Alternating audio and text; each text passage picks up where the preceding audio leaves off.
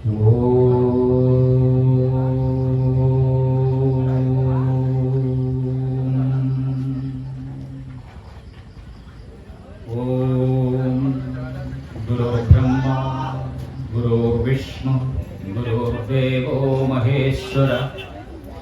साक्षात् परं ब्रह्म तस्मै श्री गुरवे नमः। ओम सदाशिव समारंभां शंकराचार्य मध्यमाम् अस्मदाचार्य पर्यन्तां वन्दे गुरु परम्पराम्। ओम श्री गुरुभ्यो नमः। हरिः ओम। എല്ലാവർക്കും എൻ്റെ പ്രണാമം. കോവൂർ കണ്ണങ്കര നാഗരികാവ് ശ്രീ ദുർഗാദേവി ക്ഷേത്രത്തിലെ ഉത്സവത്തോടനുബന്ധിച്ച് ഇവിടെ ഒരു ആധ്യാത്മിക പ്രഭാഷണം അവതരിപ്പിക്കുവാൻ ഭാഗ്യം സിദ്ധിച്ചതിൽ ഞാൻ അതീവ സന്തുഷ്ടനാണ്. കണ്ണങ്കര കൃഷ്ണകൃപയിൽ രാഖി ആൻഡ് ലിജു ഇവരുടെ കുടുംബത്തിന് എല്ലാ ഭാവുകങ്ങളും നേരുവാനായി പ്രാർത്ഥിച്ചുകൊണ്ട് എൻ്റെ പ്രഭാഷണം ആരംഭിക്കുകയാണ്. പൊതുവെ ഇന്നത്തെ കാലത്ത് ആധ്യാത്മിക പ്രഭാഷണങ്ങളോട് ഒരു താല്പര്യം, ഒരു വിമുഖതയും പ്രകടിപ്പിക്കുന്ന ഒരു കാലമാണ്. ശാസ്ത്ര സാങ്കേതിക വിദ്യകളുടെ വളർച്ച പ്രഭാഷണങ്ങൾക്കൊക്കെ നമുക്ക് യൂട്യൂബിലൊക്കെ വളരെ നല്ല പ്രഭാഷണങ്ങൾ കേൾക്കുവാനുള്ള അവസരമുള്ള ഒരു കാലമാണ്. അതുകൊണ്ട് എല്ലാവരും പ്രഭാഷണങ്ങളൊക്കെ നല്ല രീതിയിൽ കേൾക്കുന്നുണ്ട്. എല്ലാ ആധ്യാത്മിക ജ്ഞാനങ്ങളും എല്ലാവരുടെ ഉള്ളിലും ഉണ്ട്. അങ്ങനെയുള്ളൊരു നല്ല കാലമാണിത്. അതുകൊണ്ട് തന്നെ ഈ ക്ഷേത്രാങ്കണങ്ങളിൽ ആധ്യാത്മിക പ്രഭാഷണങ്ങൾ കേൾക്കുവാനും ഒക്കെയുള്ള തിരക്ക് നമ്മെ പൊതുവെ എല്ലായിടത്തും വളരെ കുറവാണ്. എന്നാലും ഇവിടെ നല്ല ഒരു ജനസഞ്ചയം ഞാൻ കാണുന്നു. മാത്രമല്ല ഈ മൈക്കിന്റെ ശബ്ദ ഒരുപാട് ഈ മേഖലയിൽ വളരെ, ഞാൻ അങ്ങോട്ട് വരുന്ന വഴിക്കും ഒരു കിലോമീറ്റർ ദൂരെ നിന്നും ഈ ശബ്ദം, ഈ ക്ഷേത്രത്തിലെ ഉത്സവത്തിന്റെ അനൗൺസ്മെന്റുകളൊക്കെ കേൾക്കാനിടയായി. അപ്പോൾ വീട്ടിലിരുന്നും പലരും ഇതൊക്കെ ശ്രമിക്കുന്നുണ്ടാവും. എല്ലാവർക്കും ഒരിക്കൽ കൂടി പ്രണാമം. നമുക്ക് തുടങ്ങാം. ഇന്നലെ ഇവിടെ ആത്മീയ പ്രഭാഷണം ഉണ്ടായിരുന്നു. ക്ഷേത്രത്തിലെ ആരാധനകൾ എങ്ങനെയാണെന്നും ക്ഷേത്രത്തിലെ ദർശനം ക്രമങ്ങൾ ഏതൊക്കെയാണെന്നും ഒക്കെ വളരെ വിശദമായി അദ്ദേഹം ഇന്നലെ പറഞ്ഞു തന്നിരുന്നു. അതുകൊണ്ട് ആ ഭാഗത്തേക്ക് കിടക്കേണ്ട ആവശ്യമില്ല. അത് ആവർത്തന വിരസത ഉണ്ടാക്കും. എന്നാലും ആധ്യാത്മികത ആവർത്തന വിരസത ഉണ്ടാക്കിയാലും നമ്മളത് ക്ഷമിക്കണം. കാരണം ഹരേ രാമ രാമ രാമ ഹരേ ഹരേ നിരന്തരം നമ്മൾ ഉരുവിട്ടുകൊണ്ടിരിക്കേണ്ടതാണ് ഈ ആധ്യാത്മിക നാമങ്ങളും ദൈവിക നാമങ്ങളും പ്രാർത്ഥനകളും ഒക്കെ. അപ്പൊ അതുകൊണ്ട് ആവർത്തന വിരസത നമുക്ക് ഒന്നും ഉണ്ടാക്കില്ല. നമ്മുടെ ഹൃദയത്തിൽ ഈശ്വരന്റെ വിലാസം കൂടുതൽ ഉണ്ടാവുകയുള്ളൂ. എന്നാലും നാം കുറച്ച് കാര്യങ്ങൾ നമുക്ക് ക്ഷേത്രവുമായി ബന്ധപ്പെട്ട് തന്നെയാണല്ലോ ക്ഷേത്ര സന്നിധിയിൽ സംസാരിക്കേണ്ടത്. അപ്പോ ഈ ക്ഷേത്രം ഒരു പുരാതനമായ ക്ഷേത്രമാണെന്ന് ഞാൻ മനസ്സിലാക്കി. ചൈതന്യം വളരെ കുടികൊള്ളുന്ന ഒരു ക്ഷേത്രമാണെന്ന് വന്നപ്പോൾ തന്നെ ഞാൻ ക്ഷേത്ര ദർശനം നടത്തിയിരുന്നു. ഞാനും ക്ഷേത്രത്തിലെ പൂജാരിയായിരുന്നു, തന്ത്രിയാണ്. നിരവധി ക്ഷേത്രങ്ങൾ താന്ത്രിക കർമ്മങ്ങൾ ചെയ്യുവാനുള്ള ഭാഗ്യം സിദ്ധിച്ച ഒരാളാണ്. കുടുംബക്ഷേത്രത്തിലെ തന്നെ പൂജാവിധികളൊക്കെ ചെയ്ത് ജീവിച്ച ഒരാളായിരുന്നു. ജീവിതത്തിന്റെ പകുതി എന്ന് വിശ്വസിക്കുന്ന കാലം, ഒരു മനുഷ്യന്റെ ഒരു ആയുസ് 80 വയസ്സ് എന്ന് കണക്ക് കൂട്ടി ഒരു 40 വയസ്സ് വരെ ഭൗതിക ജീവിതത്തിൽ മുഴുകിയ ഒരു ഗൃഹസ്ഥനായി ജീവിച്ച ഒരു വ്യക്തിയാണ്. ഇവിടെ ആർക്കും ഈ സ്ഥലത്ത് ഞാൻ ആദ്യമായിട്ടാണ് വരുന്നത്. അപ്പൊ അതുകൊണ്ട് ഞാൻ എന്നെ ഒന്ന് പരിചയപ്പെടുത്താം. എന്റെ പേര് ഗിരീഷ്, ശ്രീകുളത്തൂർ ഗിരീഷ് അഗ്നിഹോത്രി എന്നാണ്. ഗിരീഷ് എന്നാണ് യഥാർത്ഥ പേര്. ശ്രീകുളത്തൂർ ഗിരീഷ്, ശ്രീകുളത്തൂർ എന്നത് എൻ്റെ കുലദേവത, കുടുംബ ദേവതയുടെ പേരാണ് ശ്രീ കുളത്തൂർ. കുളത്തൂർ പുഴയിൽ നിന്നും മുഖത്തലയിൽ താമസമാക്കിയ ഒരു വലിയ കുടുംബത്തിലെ അംഗമാണ്. അപ്പൊ ഈ ശ്രീ കുളത്തൂർ എന്നത് കുടുംബദേവതയായതുകൊണ്ട് എൻ്റെ പേരിന് മുൻപ് ശ്രീ കുളത്തൂർ എന്ന പേര്, ഭഗവതിയുടെ പേര്, ഞാൻ അവിടെ ഭഗവതിയുടെ പേര് വിളിച്ചതിന് ശേഷം മാത്രം എൻ്റെ പേര് ഉച്ചരിക്കുക എന്നുള്ളതാണ്. ഇനി അതിനുശേഷമുള്ള അഗ്നിഹോത്രി, അത് നമുക്കറിയാം, നമ്മുടെ ഹിന്ദു സംസ്കാരത്തിൽ ആരും നമുക്കൊരു പേരൊന്നും ചാർത്തിത്തരേണ്ട ആവശ്യമില്ല. പ്രത്യേകിച്ച് ആധ്യാത്മിക മേഖലയിലൊന്നും ഒന്നും പേരുകൾ നമ്മൾ സ്വയം തീരുമാനിക്കുന്ന പേരുകളാണ്. സന്യാസിയാകാൻ തീരുമാനിച്ച ആൾ സന്യസിക്കുന്നു, പക്ഷെ അവരുടെ ഓരോ വിഭാഗത്തിന്റെ അടിസ്ഥാനത്തിൽ അവരുടെ പേരുകൾ മാറുന്നു. പക്ഷെ എന്നെ സംബന്ധിച്ചിടത്തോളം അഗ്നിഹോത്രി എന്ന പേര് ഞാൻ സ്വയം തിരഞ്ഞെടുത്ത പേരാണ്. ഈ അഗ്നിഹോത്രി എന്താണെന്ന് പലരും പല വേദികളിലും പല സ്ഥലങ്ങളിലും പോകുമ്പോൾ സംശയം ചോദിക്കാറുണ്ട്. ഈ അഗ്നിഹോത്രി എന്താണ്? എല്ലാവർക്കും അറിയാം, പക്ഷെ ചില അറിയാൻ പറ്റാത്ത ആൾക്കാർക്ക് വേണ്ടി ഞാൻ അതെന്തെന്ന് പറയാം. ഈ അഗ്നിഹോത്രം എന്ന് പറയുന്നത് ക്ഷേത്രം ഉണ്ടാകുന്ന കാലത്തിന് മുൻപ്, ക്ഷേത്രം ഏകദേശം 3000-4000 വർഷങ്ങൾക്ക് മുൻപായിരിക്കണം ക്ഷേത്രത്തിൽ താന്ത്രിക പൂജകളൊക്കെ ചെയ്തു തുടങ്ങി. അതിനു മുൻപും ഈശ്വര പ്രാർത്ഥനകളും പൂജകളും ഒക്കെ ഉണ്ടായിരുന്നു. അതൊക്കെ ഒരു പ്രത്യേക രീതിയിലായിരുന്നു. അതിന് യജ്ഞങ്ങൾ എന്നാണ് പറയുന്നത്. നമുക്ക് കേട്ടിട്ടുണ്ടാവും അഗ്നിഹോത്ര യജ്ഞം, അതിരാത്ര യജ്ഞം, സോമയാഗം എന്നൊക്കെ നമ്മൾ കേട്ടിട്ടുണ്ടാവും. ഈ അടുത്ത സ്ഥലത്ത്, ഈ കൊല്ലം ജില്ലയിൽ 1-2 സ്ഥലങ്ങളിലൊക്കെ ഈ സോമയാഗമൊക്കെ നടത്തപ്പെട്ട സ്ഥലങ്ങളുണ്ട്. അപ്പൊ ഈ യജ്ഞങ്ങളായിരുന്നു അന്ന് ചെയ്തിരുന്നത്.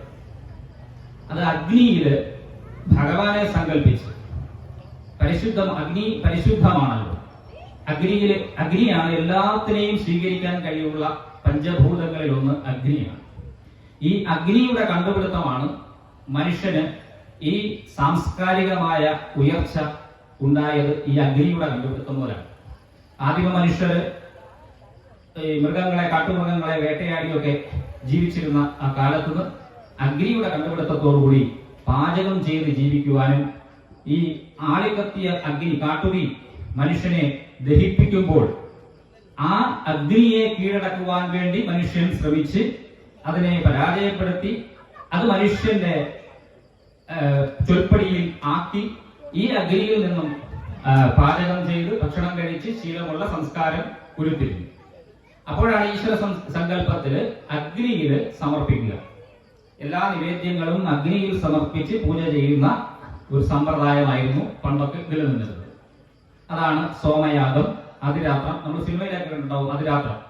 ഒരു ഗ്രാമത്തില് മഴ പെയ്യാതെ വരൾച്ച, പണ്ടൊക്കെ കൃഷി കൊണ്ടാണല്ലോ ജീവിച്ചിരുന്നത്. അപ്പോൾ വരൾച്ചയൊക്കെ നേരിട്ടിരുന്ന സമയത്ത് മഴ പെയ്യുന്നതിന് വേണ്ടി അതിരാത്ര യജ്ഞങ്ങളൊക്കെ നടത്താറുണ്ടായിരുന്നു. സോമയാഗം, ഇങ്ങനെയൊക്കെയുള്ള യാഗങ്ങളൊക്കെ നടത്താറുണ്ട്. പുത്രകാമേഷ്ടി യാഗമൊക്കെ നമ്മൾ കേട്ടിട്ടുണ്ടാവും. ശ്രീരാമനും ലക്ഷ്മണനും ഭരതനും ശത്രുഘ്നനും ഒക്കെ ജനിച്ചത് പുത്രകാമേഷ്ടി യാഗം അനുഷ്ഠിച്ച ആ പ്രസാദം അവരുടെ അമ്മമാർ ഭക്ഷിച്ചതിന് ശേഷമാണ് കുഞ്ഞുങ്ങൾ ജനിച്ചത് എന്നൊക്കെ ആ കഥകളൊക്കെ നമ്മൾ അതിലേക്ക് വിശദമായി പോകുന്നില്ല. ഈ അഗ്നിഹോത്രം എന്താണെന്ന് പറയുന്നു എന്ന് മാത്രം. അപ്പൊ ഈ അഗ്നിയില് നിവേദ്യം സമർപ്പിച്ച് നമ്മൾക്ക് എന്താണോ ഈശ്വരന് സമർപ്പിക്കാനുള്ളത് അത് അഗ്നിയിൽ സമർപ്പിക്കുന്നതിനെയാണ് അഗ്നിഹോത്രം എന്ന് പറയുന്നത്. അപ്പൊ ഈ അഗ്നിഹോത്രി ആകണമെങ്കിൽ നിത്യവും ഈശ്വരന് നമുക്കറിയാം, നമ്മുടെ ഈ ഭഗവതിക്ക് നിത്യവും നിവേദ്യം നൽകണം. ഷഡോപചാര പൂജകൾ ചെയ്യണം. രാവിലെ ക്ഷേത്രനട തുറന്ന് അഭിഷേകം ചെയ്ത് അവലും മലരും നിവേദിച്ച് ആവാഹന പൂജകളൊക്കെ ചെയ്ത് നിവേദ്യവും സമർപ്പിച്ച് അങ്ങനെ പലവിധമായ അനുഷ്ഠാനങ്ങളിലൂടെ പൂജാ വിധികൾ ചെയ്ത് അതിന്റെ ചൈതന്യത്തെ വർദ്ധിപ്പിച്ചിട്ടാണ് ആ ഗ്രാമത്തില് ആ ക്ഷേത്രത്തിന് ചുറ്റളവുമുള്ള ജനങ്ങൾക്ക് ഐശ്വര്യങ്ങളൊക്കെ ഉണ്ടാകുന്നത്. അപ്പൊ അതുപോലെ തന്നെ ഈ അഗ്നിയില് ഈ ദൈവത്തെ സങ്കല്പിച്ച് അവർക്ക് വേണ്ട നിവേദ്യം കൊടുത്ത് ജീവിക്കുന്ന ആളുകളാണ് ഈ അഗ്നിഹോത്രങ്ങൾ. അപ്പൊ അത് രാവിലെയും വൈകുന്നേരവും അഗ്നി ജ്വലിപ്പിച്ച് ഹോമകുണ്ടത്തിൽ നിവേദ്യം സമർപ്പിച്ച് ചെയ്യുന്ന ഒരു വ്യക്തി എന്നതുകൊണ്ടാണ് അഗ്നിഹോത്രി എന്ന പേര് ഞാൻ കൂടെ ചേർത്തത്. നമുക്കിനി ക്ഷേത്രത്തിൽ പോയാൽ നമുക്ക് എന്താണ് കിട്ടുക, ക്ഷേത്രത്തിൽ പോയാൽ എങ്ങനെയാണ് അനുഗ്രഹം ഉണ്ടാവുക എന്നതിനെ കുറിച്ച് ഞാൻ കുറച്ച് സമയം കൊണ്ട് ഒന്ന് പ്രതിപാദിക്കും. ക്ഷേത്രങ്ങളിൽ നാം പോകുമ്പോൾ എന്തെങ്കിലും നമുക്കറിയാം, നമ്മൾ എന്തെങ്കിലും ആഗ്രഹമില്ലാതെ, എന്തെങ്കിലും സാധ്യമില്ലാതെ മനുഷ്യര് ആരോടും സ്നേഹമായി ഇടപെടാറില്ല, ക്ഷേത്രത്തിൽ പോകാറില്ല. കാരണം നമുക്ക് എന്ത് ചെയ്താലും അതിന് തക്കതായ പ്രതിഫലം നമുക്ക് കിട്ടണം. അങ്ങനെയാണ് നമ്മൾ ക്ഷേത്രത്തിൽ പോകുന്നത്. ക്ഷേത്രത്തിൽ പോകുമ്പോൾ അവിടുത്തെ ദേവനോ ദേവിയോ നമ്മുടെ പ്രാർത്ഥനകൾ കേൾക്കുകയും ആ പ്രാർത്ഥനകൾ കേട്ട് നമ്മുടെ ആഗ്രഹം എന്താണോ ആഗ്രഹ സാഫല്യം നമുക്ക് നിറവേറ്റുവാനുള്ള അനുഗ്രഹം തരുകയും വേണം. അങ്ങനെയാണ് നമ്മൾ ക്ഷേത്രങ്ങളിലേക്ക് പോകുന്നത്. അത് ഏതൊരു മനുഷ്യനും അങ്ങനെയാണ്. അച്ഛൻ ഭാര്യ ഭർത്താവിനെ സ്നേഹിക്കുന്നതും ഭർത്താവ് ഭാര്യയെ സ്നേഹിക്കുന്നതും അച്ഛനും അമ്മയും മക്കളെ സ്നേഹിക്കുന്നതും എല്ലാം പ്രതീക്ഷിച്ചുകൊണ്ടാണ്. നമ്മളൊക്കെ ആധ്യാത്മിക ആചാര്യന്മാർ ഞങ്ങളെ പോലുള്ളവരൊക്കെ പറയും, ഒന്നും പ്രതീക്ഷിക്കാതെ തന്നെ ചെയ്യണം എന്നൊക്കെ പറയാറുണ്ട്. പക്ഷെ അങ്ങനെയല്ല, എന്തെങ്കിലും ഒക്കെ പ്രതീക്ഷിക്കും. പ്രതീക്ഷ നിറവേറാൻ പറ്റാതെ വരുമ്പോഴാണ് നമുക്ക് ദുഃഖം ഉണ്ടാകുന്നതും വെറുപ്പ് ഉണ്ടാകുന്നതും. അപ്പൊ നമ്മുടെ പ്രതീക്ഷ അതിരറ്റ് പോവുകയാണെങ്കിൽ നമുക്ക് ദുഃഖം കൂടുതലായിട്ടുണ്ടാകും. അപ്പോ ചുരുങ്ങിയ സമയം കൊണ്ട് നമുക്ക് ക്ഷേത്രത്തിൽ നിന്നും അനുഗ്രഹം, ഈശ്വരന്റെ അനുഗ്രഹം എങ്ങനെ എളുപ്പം ലഭിക്കാം എന്ന കാര്യത്തിനെ കുറിച്ചുള്ള ഒരു ലഘു വിവരണം തരാം. നമുക്ക് ചതുർവിധ പുരുഷാർത്ഥങ്ങൾ എന്ന് ഭാരതീയ ഋഷിവര്യന്മാര് നമുക്ക് നിർവചിച്ചു തന്നിട്ടുണ്ട്. ചതുർവിധ പുരുഷാർത്ഥങ്ങൾ. അപ്പൊ നമുക്ക് ആഗ്രഹങ്ങളാണ്. നമ്മുടെ മനുഷ്യരോട് നമ്മൾ എന്താണ് നിങ്ങളുടെ ജീവിതത്തിൽ നിങ്ങൾക്ക് വേണ്ടത് എന്ന് ചോദിച്ചു കഴിഞ്ഞാൽ നമ്മളൊക്കെ എന്താണ് പറയുക? നമുക്ക് എന്താണ് വേണ്ടത്, നമ്മൾ എന്തിനാണ് ജീവിക്കുന്നത് എന്ന് ചോദിച്ചാൽ നമ്മൾ എന്താണ് പറയുക? എല്ലാ മനുഷ്യരും ജീവിക്കുന്നത് സുഖത്തിന് വേണ്ടിയാണ്. അങ്ങനെയല്ലേ? സുഖത്തിന് വേണ്ടിയാണ് നമ്മൾ എല്ലാ മനുഷ്യരും ജീവിക്കുന്നത്. ഏത് തരത്തിലും സുഖം അനുഭവിക്കുക. ദുഃഖം നമുക്ക് ഇഷ്ടമല്ല. സുഖം അനുഭവിക്കുക എന്നുള്ളതാണ്. ജനിച്ച് മരിക്കുന്നത് വരെ സുഖമായി ജീവിച്ചു പോവുക. ഭിക്ഷക്കാരൻ മുതൽ അത്യുന്നതങ്ങളിൽ വിരമിക്കുന്ന ധനാഢ്യന്മാർ വരെ പറയുന്നത്, ഓരോ ധനാഢ്യന്മാരോട് ചോദിച്ചാൽ അവർ പറയുന്നത് എങ്ങനെയെങ്കിലും ഒന്ന് ജീവിച്ചു പോകണ്ടേ എന്നാണ് അവരും പറയുന്നത്. അവർക്കും സുഖമാണ് വേണ്ടത്. അവർക്ക് ധനമുണ്ടെങ്കിലും സുഖം ഉണ്ടാകില്ല. നമ്മള് ധനാഢ്യന്മാരെയൊക്കെ ഒന്ന് അടുത്ത് മനസ്സിലാക്കിയാൽ മനസ്സിലാകും, ധനം ഒരുപാടുണ്ടാകും, പക്ഷെ സുഖം, ആ ധനം കൊണ്ടുള്ള സുഖം അനുഭവിക്കണമെങ്കിൽ ഈശ്വരന്റെ അനുഗ്രഹം ഉണ്ടെങ്കിൽ മാത്രമേ സാധിക്കുകയുള്ളൂ. ചില വീടുകളിൽ ധനം ഉണ്ടാകില്ല, പക്ഷെ സ്നേഹവും സഹകരണവും സുഖവും വളരെ നല്ല രീതിയിൽ ഈശ്വരൻ അനുഗ്രഹിച്ച് നൽകുന്നത് നമുക്ക് കാണാൻ കഴിയും. അപ്പോ സുഖം എന്നത് ധനത്തിനെ ആശ്രയിച്ചല്ല എന്ന് നമുക്ക് തീർച്ചയായും ഉറപ്പിച്ച് മനസ്സിലാക്കുവാനായിട്ട് സാധിക്കും. അങ്ങനെ സുഖത്തിന് വേണ്ടി നമുക്കൊരു ലക്ഷ്യം, സുഖം അനുഭവിക്കുവാനായിട്ട് നമ്മൾ തയ്യാറാകണം. എന്തിനും നമ്മൾ വെറുതെ ഇരുന്ന് കഴിഞ്ഞാൽ സുഖം ഒന്നും ലഭിക്കില്ല. അതിന് നമ്മൾ പ്രവൃത്തി ചെയ്യുക തന്നെ വേണം. അധ്വാനം, എല്ലാ സുഖത്തിനും അധ്വാനം ആവശ്യമാണ്. അപ്പോ സുഖത്തിന് വേണ്ടി, അപ്പോ ഞാനൊരു ഉദാഹരണം ഇവിടെ പറയാം. എനിക്ക് വീട്ടിലൊരു ഫ്രിഡ്ജ് വാങ്ങണം എന്ന ഒരാഗ്രഹം. ഫ്രിഡ്ജ് വാങ്ങണം എന്നൊരാഗ്രഹം. അടുത്ത വീടുകളിൽ ഫ്രിഡ്ജുണ്ട്, തണുത്ത വെള്ളം കുടിക്കാം, അതിൽ പച്ചക്കറികളൊക്കെ വെക്കാം, ഫ്രൂട്ട്സ് ഒക്കെ അതിനകത്ത് വെക്കാം. ഒരു ഉദാഹരണമാണ് പറയുന്നത്. ആഗ്രഹങ്ങൾ നമുക്ക് പലതാണ്. അപ്പോ ഫ്രിഡ്ജിനോട് ഒരാഗ്രഹം എനിക്ക് തോന്നി. അപ്പൊ ഫ്രിഡ്ജ് വാങ്ങിക്കാൻ ഞാൻ തീരുമാനിച്ചു. ഫ്രിഡ്ജിൽ നിന്നും എനിക്ക് ലഭിക്കുന്ന സുഖം എന്തെന്ന് എനിക്കറിയാം. അങ്ങനെ അപ്പൊ അതിന് എന്ത് വേണം? നമുക്ക് ഫ്രിഡ്ജ് ആഗ്രഹം സാധിക്കണമെങ്കിൽ നമുക്ക് എന്ത് വേണം? ഞാനൊരു ഭക്തനാണ്. ക്ഷേത്രത്തിൽ പോയിട്ട് ഭഗവാനോട് പ്രാർത്ഥിക്കുകയാണ്, ഭഗവാനെ, അവിടുന്ന് എന്റെ ആഗ്രഹങ്ങളെല്ലാം സാധിച്ചു തരണേ, ജീവിതത്തില് എല്ലാ നന്മകളും തരണേ എന്ന് ഈശ്വരനോട് പ്രാർത്ഥിക്കുന്നത് പോലെ ഫ്രിഡ്ജ് വേണം എന്ന ആഗ്രഹവുമായി അതിന്റെ ഷോറൂമിൽ, അതിന്റെ കടയിൽ പോയി ആ കടയുടെ ഉടമയോടുകൂടി പ്രാർത്ഥിച്ചാൽ നമുക്ക് ആ ഫ്രിഡ്ജ് കിട്ടില്ല. ബഹുമാനപ്പെട്ട കടയുടമയെ എനിക്ക് നിങ്ങളൊരു ഫ്രിഡ്ജ് തന്നു സഹായിക്കണം, അനുഗ്രഹിക്കണം എന്ന് പറഞ്ഞാൽ നമുക്കത് കിട്ടില്ല. തീർച്ചയായും അതിന്റെ വിലയോട് സമമായ എന്തെങ്കിലും നമ്മൾ അങ്ങോട്ട് നൽകണം. അതായത് ധനം നമ്മൾ അങ്ങോട്ട് നൽകണം. ആ ഫ്രിഡ്ജിന് തുല്യമായ പണം നമ്മൾ അങ്ങോട്ട് നൽകണം. അപ്പം അവിടെയാണ് ധനത്തിന് ഋഷീശ്വരന്മാർ പറയുന്ന പേരാണ് അർത്ഥം എന്നത്. അർത്ഥം നമുക്ക് നൽകിയാൽ ഈ ഫ്രിഡ്ജിനോടുള്ള എൻ്റെ ആഗ്രഹം എന്നത് കാമം എന്നാണ് ആദി ഭാഷ. കാമം നിറവേറ്റുവാനായി നമുക്ക് അർത്ഥം വേണം. ഈ രണ്ടു വാക്കും നമ്മളൊന്ന് ഓർത്തു വെക്കണം. കാമം, അർത്ഥം. ഈ കാമം എന്നാൽ ആഗ്രഹം എന്നാണ്. അപ്പൊ ഈ ആഗ്രഹം നിറവേറ്റുവാനായി നമുക്ക് അർത്ഥം വേണം. അപ്പൊ ഈ അർത്ഥം എങ്ങനെ ഉണ്ടാക്കണം എന്നതാണ് നമ്മുടെ അടുത്ത ചിന്ത. അർത്ഥം, ധനം, അത് പല രീതിയിൽ നമുക്ക് ഉണ്ടാക്കാം. അത് നല്ല രീതിയിൽ ഉണ്ടാക്കാം, മോഷ്ടിക്കാം, എങ്ങനെ വേണമെങ്കിലും ഉണ്ടാക്കാം. നന്നായി മോഷ്ടിക്കാൻ കഴിവുള്ള ഒരാൾക്ക് ആരും അറിയാതെ മോഷ്ടിക്കാം. അങ്ങനെ നമ്മൾ മോഷ്ടിച്ചിട്ടാണ് ഈ ധനം ഉണ്ടാക്കി ഈ ഫ്രിഡ്ജ് വാങ്ങിയതെങ്കിൽ നമ്മൾ ഫ്രിഡ്ജൊക്കെ വാങ്ങി വീട്ടിൽ വെച്ച് ഉപയോഗിക്കും, അതിന്റെ സുഖമൊക്കെ അനുഭവിക്കും. പക്ഷെ കുറച്ചു നാൾ കഴിയുമ്പോൾ നമ്മുടെ ഉള്ളിലൊരു ഈശ്വരൻ ഉണരും, നമ്മുടെ മനസ്സാക്ഷി. ഈ മനസ്സാക്ഷി നമ്മളോട് പറയും, നീ ചെയ്തത് തെറ്റാണ്, മോഷ്ടിച്ച പണം കൊണ്ടാണ് നീ ഫ്രിഡ്ജ് വാങ്ങിച്ച് സുഖിക്കുന്നത് എന്ന് മനസ്സാക്ഷി, മറ്റാരറിഞ്ഞില്ലെങ്കിലും തന്നെയും നമ്മുടെ മനസ്സാക്ഷി നമ്മോട് പറയും. ഈ മനസ്സാക്ഷി നമ്മളോട് ഒരു പ്രാവശ്യം, നമുക്ക് ഈ സാധനാ പദ്ധതികളുമായിട്ട് മുമ്പോട്ട് നീങ്ങുന്ന, ഉപാസനകളുമായിട്ടൊക്കെ മുമ്പോട്ട് നീങ്ങുന്ന ഞങ്ങൾക്കൊക്കെ മനസ്സിൽ ഈ ഈശ്വരൻ ഇങ്ങനെ, മനസ്സാക്ഷി ഇങ്ങനെ ഓരോ കാര്യങ്ങൾ തെറ്റാണ്, പോകരുത്, ഓരോ വീട്ടിൽ നിന്ന് ഇറങ്ങുമ്പോൾ അത് പോകരുത്, അത് ചെയ്യരുത്, അരുതേ അരുതേ അരുതേ എന്ന് പറയും. ഇത് നമ്മൾ അനുസരിക്കുകയാണെങ്കിൽ, നല്ലൊരു അനുസരണയുള്ള ഒരു കുട്ടിയെ പോലെ നമ്മൾ ഈ അനുസരിച്ച് മുമ്പോട്ട് പോവുകയാണെങ്കിൽ ഈശ്വരൻ നമുക്ക് എപ്പോഴും തുണയായിട്ടുണ്ടാകും. ധിക്കരിക്കുകയാണെങ്കിൽ പിന്നീട് ഫലം വളരെ വിഷമം പിടിച്ചതായിരിക്കും.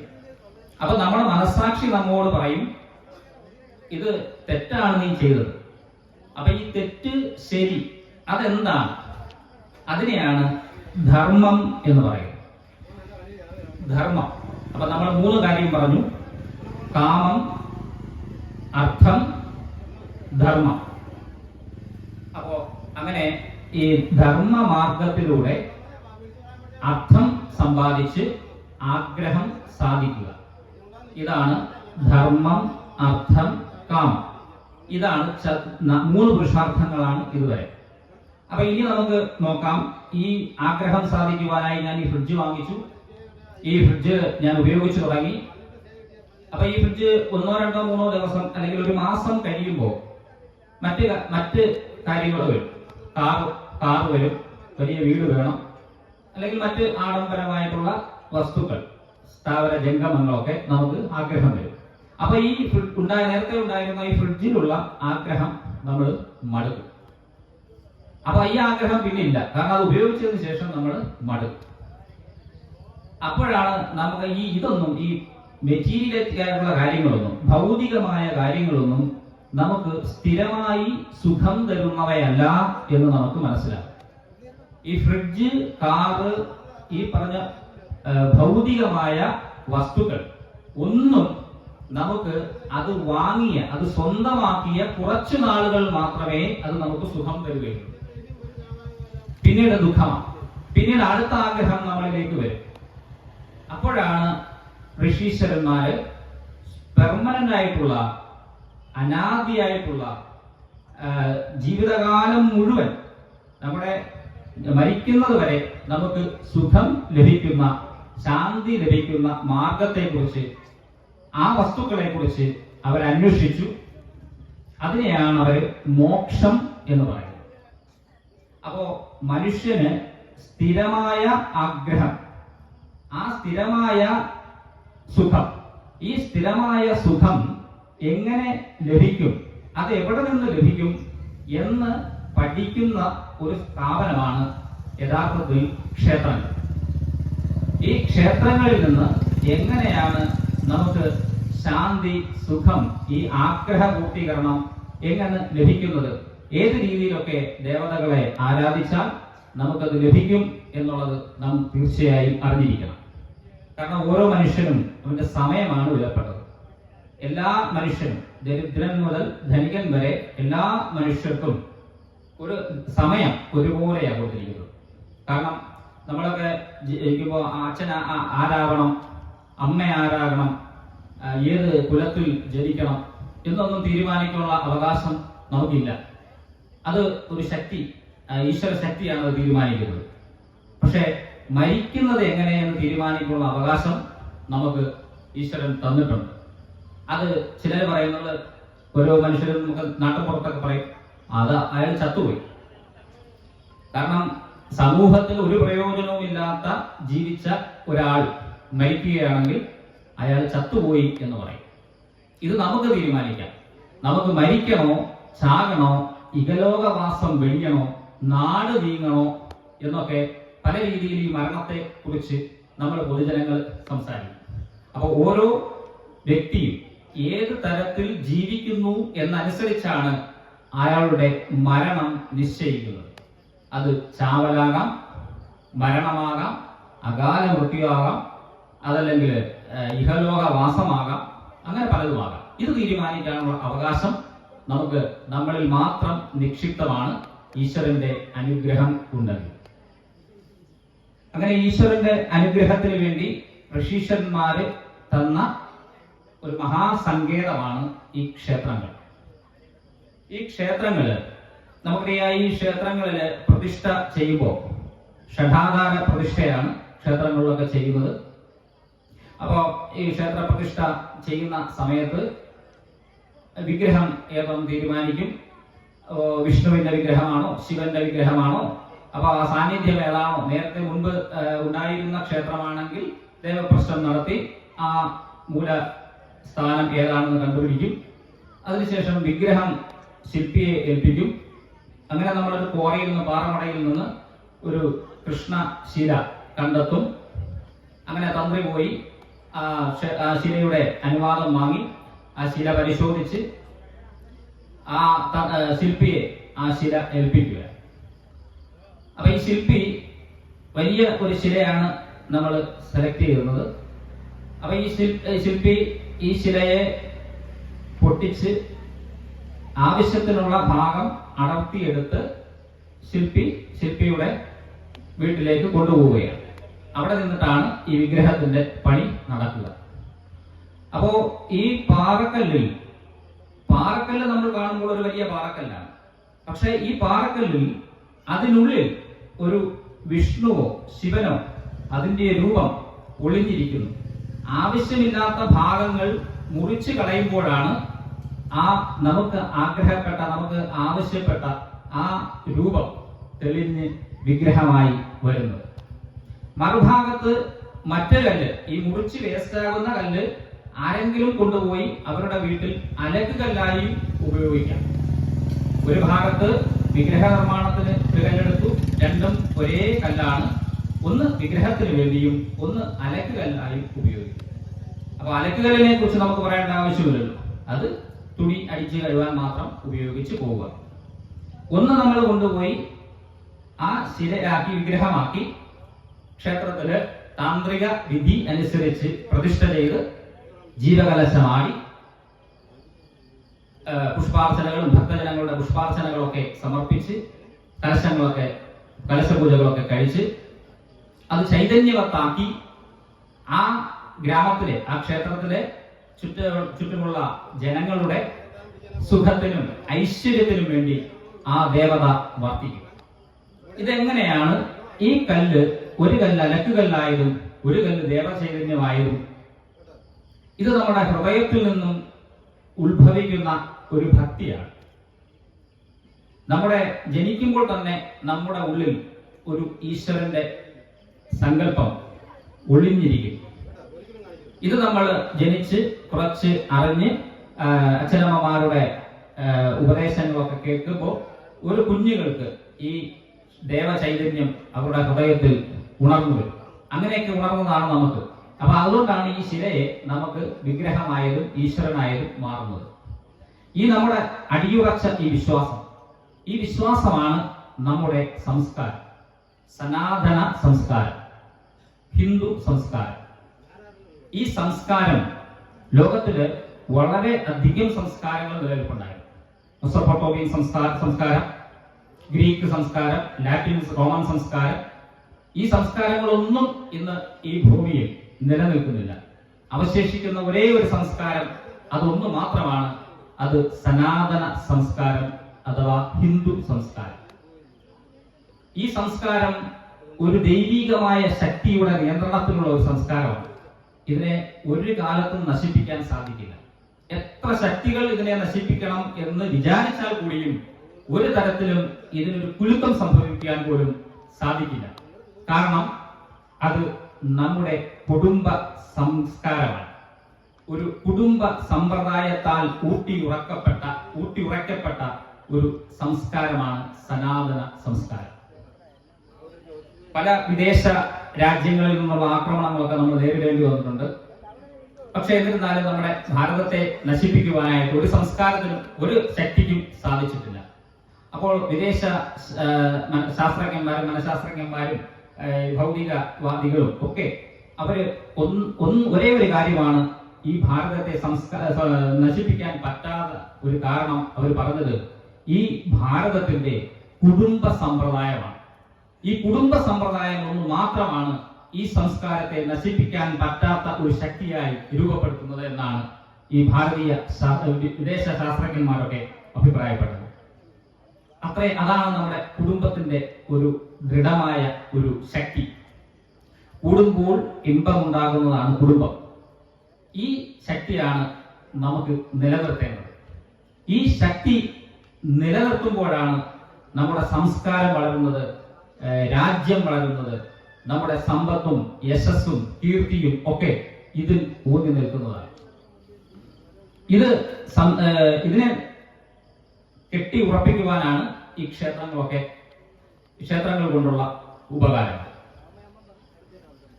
അപ്പൊ നമ്മൾ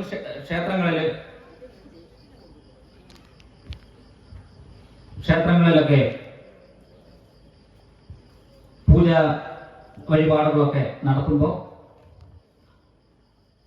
നമ്മൾ കുടുംബത്തോടൊപ്പമാണ് ഈ ക്ഷേത്രത്തെ കുറിച്ചും പ്രദക്ഷിണ കാര്യങ്ങളെ കുറിച്ചും ഒക്കെ ഇന്നലെ സംസാരിച്ചു എന്നതുകൊണ്ടാണ് ഞാൻ ആ കാര്യങ്ങൾ വിട്ടുപോകുന്നത്. അപ്പൊ ക്ഷേത്രങ്ങളിലൊക്കെ പ്രദക്ഷിണം പ്രാർത്ഥിക്കാനായിട്ട് പോകുമ്പോൾ കുടുംബത്തോടൊപ്പം നമ്മൾ പോകണം.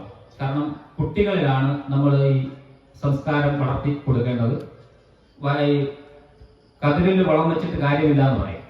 അപ്പോൾ 4 വയസ്സിന് ശേഷമുള്ള കുട്ടികൾക്കാണ് ഈ ആത്മീയ ബോധം നമുക്ക് ഉറപ്പിക്കുവാനായിട്ട് സാധിക്കുക. അപ്പൊ കുടുംബസമേതം നമ്മൾ പോകണം.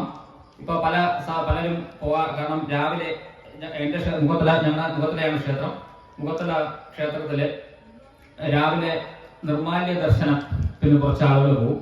ഇപ്പൊ നിർമാല്യ ദർശനം അതിനൊക്കെ ഒരു അസോസിയേഷൻ തന്നെ ഉണ്ട്. ഇപ്പോൾ നിർമാല്യ ദർശനം തൊഴുവാനായിട്ട് 4 മണിക്ക് പോകുന്ന ഭക്തരെല്ലാവരും കൂടി ചേർന്നിട്ട് നിർമാല്യ ദർശന അസോസിയേഷൻ. അത് കഴിഞ്ഞിട്ട് ഉഷപൂജയ്ക്ക് പോകുമ്പോൾ ഉഷപൂജ അസോസിയേഷൻ. പിന്നെ വൈകിട്ട് ദീപാരാധന അങ്ങനെ അസോസിയേഷൻ. അങ്ങനെ പലതരത്തിലുള്ള അസോസിയേഷനാണ്. കാരണം ഇപ്രാവശ്യത്തെ ഉത്സവം നടക്കുകയാണ്. ഇന്നലെ തിരുവാഭരണം വന്നു, നാളെയാണ് കൊടിയേറുന്നത്. അപ്പൊ ഇവിടെ ഉത്സവം നടക്കുമ്പോൾ ഈ പരിപാടികളൊക്കെ സ്പോൺസർ ചെയ്യുന്നത് ഈ നോട്ടീസിൽ ഉണ്ടാവും. ഈ ഉഷപൂജ അസോസിയേഷനാണ്, ഉഷപൂജ ഭക്തജന സംഘമാണ് ഓരോ പരിപാടികളൊക്കെ സ്പോൺസർ ചെയ്യുന്നത്. അപ്പൊ ഞാനത് എടുത്തു പറയാൻ കാര്യം, നമ്മൾ യഥാർത്ഥത്തിൽ അങ്ങനെയല്ല. മുഖത്തല ക്ഷേത്രം ഒരു മഹാക്ഷേത്രമാണ്. വലിയ ജനസഞ്ചയമാണ് അവിടെ ഒഴുകി വരുന്നത്. ഇന്നലെ തിരുവാഭരണത്തിൽ തന്നെ ഭയങ്കര ജനസഞ്ചയമായിരുന്നു. അപ്പോ നമ്മൾ യഥാർത്ഥത്തിൽ അങ്ങനെയല്ല ക്ഷേത്ര ദർശനം നടത്തേണ്ടത്. ക്ഷേത്രത്തില് അച്ഛൻ, അമ്മ, കുട്ടികൾ കുടുംബസമേതം വേണം ക്ഷേത്രത്തിൽ ദർശനം നടത്തുവാനായി. അപ്പോ ഈ ക്ഷേത്രത്തിൽ അങ്ങനെ ദർശനം നടത്തുമ്പോൾ നമുക്കറിയാം, ഈ ഒറ്റയ്ക്ക് പോകുന്നതിലും നല്ലത് കുടുംബമായിട്ട് പോകുമ്പോഴാണ് മറ്റുള്ളവരുടെ അംഗീകാരം നമുക്ക് കിട്ടുക. നമുക്ക് ഭാരത സംസ്കാരത്തിന്റെ കാര്യത്തിൽ എടുക്കുമ്പോൾ നമുക്ക് എല്ലാം മനസ്സിലാകും. എല്ലാം ഒരു മറ്റുള്ള കുട്ടികളെ ഒന്ന് ബോധിപ്പിക്കുന്ന തരത്തിലുള്ള ആചാരങ്ങളാണ് നടത്തുന്നത്. ഉദാഹരണത്തിന് നമ്മുടെ കുട്ടിക്കാലത്തൊക്കെ അഭ്യാസം, അക്ഷര വിജയദശമി ദിവസമൊക്കെ ആദ്യാക്ഷരം കുറിക്കുവാനായിട്ടൊക്കെ ചെല്ലുന്നത്. അപ്പൊ ഈ ഇങ്ങനെയുള്ള ചടങ്ങുകളിലൊക്കെ ചെല്ലുമ്പോൾ എൻ്റെ മകന് അമൃത സ്കൂളിലാണ് പഠിക്കുന്നത്. അപ്പൊ അമൃത സ്കൂളിൽ പഠിക്കുമ്പോൾ അവിടെ മാതൃപൂജ എന്നൊരു പൂജയുണ്ട്. അപ്പൊ ഈ കുട്ടി ഞങ്ങൾ കുടുംബസമേതം പോകണം, അച്ഛനും അമ്മയും ഈ കുട്ടികളുമായിട്ട് പോകണം. അപ്പൊ അവിടെ മാതൃപൂജ നടക്കും. പൂക്കളും പുഷ്പങ്ങളും മധുര പലഹാരവും ഒക്കെ ആയിട്ട് പോകും. അപ്പോൾ ഈ കുട്ടിയെ നിലത്തിരുത്തിയിട്ട് അച്ഛനും അമ്മയും ഒരു കസേരയിലിരിക്കും. അപ്പൊ ഈ കുട്ടി അച്ഛൻ്റെയും അമ്മയുടെയും പാദങ്ങൾ കഴുകി പുഷ്പങ്ങൾ അർപ്പിച്ചിട്ട് മധുരപലഹാരം കൊടുത്തിട്ട് കാലിൽ അനുഗ്രഹം വാങ്ങിക്കാറുണ്ട്. അപ്പൊ ഈ കാൽ തൊട്ട് വന്ദിച്ച് അനുഗ്രഹം വാങ്ങിക്കുമ്പോൾ നമ്മുടെ ഉള്ളിൽ ഒരു വല്ലാത്ത വികാരമാണ് ഉണ്ടാവുക. അത് നമ്മൾ അനുഭവിച്ച് അറിയുമ്പോഴാണ് അതിൻ്റെ അത് പറഞ്ഞറിയിക്കുന്നതിൻ്റെ അപ്പുറമാണ് ആ ഒരു അനുഭൂതി എന്ന് പറയുന്നത്. കുട്ടികൾ നമ്മുടെ അനുഗ്രഹം വാങ്ങിക്കുക. കാരണം മാതൃദേവോ ഭവ, പിതൃദേവോ ഭവ, ആചാര്യ ദേവോ ഭവ, അതിഥി ദേവോ ഭവ, പിന്നെ ഒന്നുകൂടി ചേർക്കാം രാഷ്ട്രദേവോ ഭവ. അപ്പോ മാതൃദേവോ ഭവ, ആദ്യത്തെ ഗുരു മാതാവ്. ഈ ഭൂമിയിൽ ജനിച്ചു വളരുന്ന കുഞ്ഞിന്റെ ആദ്യത്തെ ഗുരു എന്ന് പറയുന്നത് മാതാവാണ്.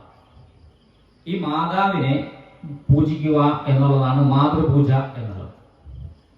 പിന്നീട് പിതാവിനെ, പിന്നീട് അതിഥികളെ, തിഥി തെറ്റി വരുന്ന അതിഥികൾ എന്ന് പറഞ്ഞാൽ അതിഥിയായിട്ട് നമ്മുടെ വീട്ടിൽ വരുന്ന ചായ കുടിക്കാനൊക്കെ വരുന്ന ആളുകളല്ല അതിഥികൾ. തിഥി തെറ്റി വരുന്ന, കാരണം നമുക്ക് എപ്പോഴും കൺഫ്യൂഷൻ ഉണ്ടാകുന്ന ഒരു സമയത്ത് നമുക്ക് ആ സംശയങ്ങൾ പറഞ്ഞു തരുന്ന ഒരാൾ, വഴി അറിയാതെ ഒരു വഴിയിൽ നിൽക്കുന്നു, അപ്പോൾ വഴി പറഞ്ഞു തരുന്ന ആളാണ് അതിഥി. അതാണ് അതിഥി. എന്തെങ്കിലും ഒരു ആപത്തിൽപ്പെട്ട് കിടക്കുന്നു, നമ്മളെ സഹായിക്കുന്നു, അതാണ് അതിഥി. ഈ അതിഥിയെയും ഈശ്വരന്റെ തുല്യം നമ്മൾ സ്നേഹിക്കണം. അപ്പൊ ഈ മാതൃപൂജ, ഇങ്ങനെയുള്ള ഈ തത്വങ്ങളെ നമുക്ക് മനസ്സിലാക്കി തരുന്ന ഒരു അനുഷ്ഠാനമാണ് മാതൃപൂജ എന്നത്. ഞാൻ ആദ്യം പറഞ്ഞത് എൻ്റെ ജീവിതത്തിലെ പകുതി സമയം, വളരെ നമ്മുടെ സമയത്തെക്കുറിച്ച് പറഞ്ഞ് എല്ലാ മനുഷ്യർക്കും ഒരുപോലെയാണ് സമയം കൊടുക്കുന്നത്. പക്ഷേ എൻ്റെ ജീവിതത്തിലെ പകുതി സമയവും അനാവശ്യമായി ചെലവാക്കുകയാണ്. അനാവശ്യമായി എന്ന് പറഞ്ഞാൽ എനിക്കിപ്പോൾ തോന്നുന്നു അനാവശ്യമായി. അല്ലാതെ ഞാൻ നല്ലൊരു ഗൃഹസ്ഥനാണ്, മാന്യമായ വിദ്യാഭ്യാസം ചെയ്തു, എഞ്ചിനീയർ ആയിരുന്നു, JCB എന്ന കമ്പനിയിലായിരുന്നു, അവിടെ ജോലി ചെയ്തു, വിവാഹം കഴിച്ചു. അപ്പൊ ഇങ്ങനെ സാധാരണമായ ഒരു ജീവിത രീതി, സംതൃപ്തനായിരുന്നു, സമ്പത്തുണ്ട്, എല്ലാം തന്നെ ഉണ്ടായിരുന്നു. പക്ഷെ അങ്ങനെ ജീവിച്ചതിലും നല്ലൊരു ജീവിതമാണ് ആധ്യാത്മിക മേഖലയിൽ പിന്നീടുള്ള ജീവിതം. വളരെ കുറച്ചു കാലം മാത്രമേ ആയുള്ളൂ ആധ്യാത്മിക ജീവിതത്തിലേക്ക് പൂർണ്ണമായും പോയത്. അപ്പോൾ ഈ കുറച്ച് സമയം കൊണ്ട് നേരത്തെ ഉണ്ടായിരുന്ന നീണ്ട ജീവിത രീതിയെക്കായി മെച്ചപ്പെട്ടതാണ് ഇപ്പോഴെന്ന് ബോധ്യപ്പെട്ട ഒരാളാണ് ഞാൻ. അത് ഈ കുടുംബ സമ്പ്രദായം ബലപ്പെടുത്തിയതിനു ശേഷമാണ്. ഇങ്ങനെ ഞാൻ പല ആചാര്യന്മാരുടെയും അടുത്ത് പോയി അവരുടെ അനുഗ്രഹങ്ങളൊക്കെ നേടിയതിനു ശേഷമാണ് ഉണ്ടായത്. നമ്മൾ ഒരു അധ്വാനവും ജീവിത വിജയത്തിനും സമ്പത്തിനും വേണ്ടി വെട്ടിപ്പിടിക്കുവാൻ പ്രൈവറ്റ് സ്ഥാപനങ്ങളാണ്. നമുക്കറിയാം, ഒരു സ്ഥാപനത്തിൽ ഉയർച്ച ഉണ്ടാവണമെങ്കിൽ വെട്ടിപ്പിടിക്കുക തന്നെ വേണം. അപ്പൊ അവിടെ ഉയർച്ചയ്ക്ക് വേണ്ടി ചില പാലകളൊക്കെ പണി, കൂടെ സഹപ്രവർത്തകരെ ഒന്ന് ചവിട്ടി താഴ്ത്തിയൊക്കെ നമ്മൾ പ്രൊമോഷനും മറ്റു കാര്യങ്ങളും ഇൻക്രിമെന്റിനും ഒക്കെ പോകാറുണ്ട്.